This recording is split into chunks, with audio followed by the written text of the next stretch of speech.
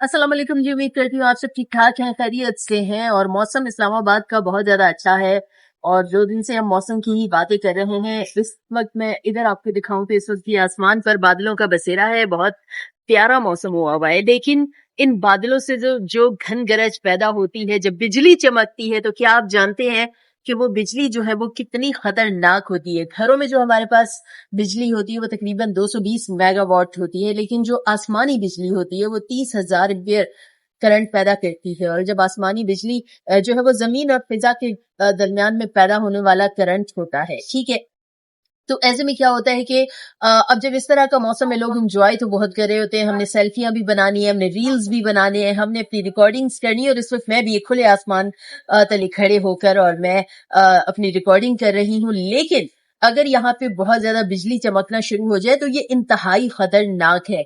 वो जो बिजली जो 30,000 एम्पियर करंट पैदा करती है, वो जब जमीन पर गिरती है तो वो आग की सूरत में ही आकर गिरती है। वो बहुत ही ज्यादा खतरनाक है। ऐसी सूरत में क्या करना चाहिए जी, जो कि हमें मुख्तलिफ इदारों से हिदायत भी मिल रही हैं, जैसे एनडीएमए की तरफ से भी हिदायत मिल रही हैं कि बाइक पर या मोटरसाइकिल है या साइकिल है या बगैर जो छतों वाली गाड़ियां होती हैं उनमें हमने सफर नहीं करना, गुरेज करना है। अगर बहुत ज्यादा देख रहे हैं कि बिजली चमक रही है, थोड़ा सा वेट कर लें।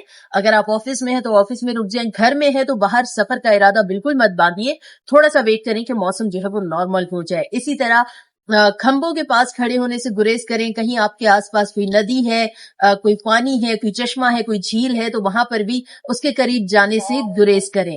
तीसरी जो अहम बात है कि लोग कहते हैं कि जी ऐसा मौसम है तो वो दरख्तों के नीचे पनाह ले लेते हैं, दरख्तों के नीचे जाकर खड़े होते हैं।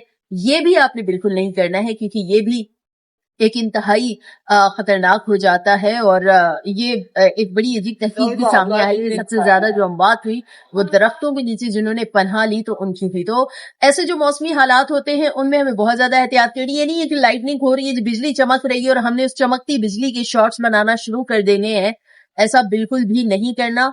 मौसमी हालात के मुताबिक सफर करें और मौसमी हालात के मुताबिक जो है वो अपने जो सैर तफरीह के प्लान है वो तरतीब देते हुए अपनी इंजॉयमेंट भी उस हिसाब से करें। बहुत ज्यादा एक्साइटमेंट में आके आपने रिस्क बिल्कुल नहीं लेना है। ये इंपॉर्टेंट जो मालूमाती एक छोटा सा क्लिप भी है, इसको आप देखिए और देखिए कि किस तरह से जो है वो बिजली चमक रही और ये आप बताएं।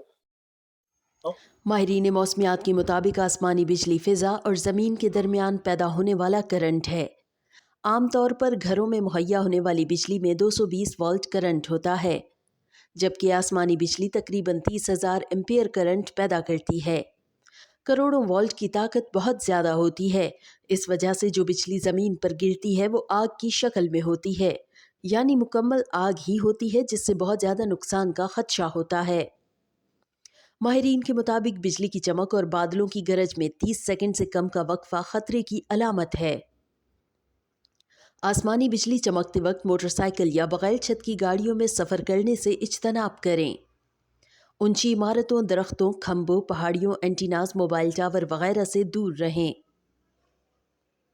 शदीद गरज चमक के दौरान मोबाइल फ़ोन का इस्तेमाल ना करें। पानी के ज़ख़ीरों जो हर तालाब, नहर, चश्मा, दरिया वगैरह से फ़ौरन दूर हो जाएं।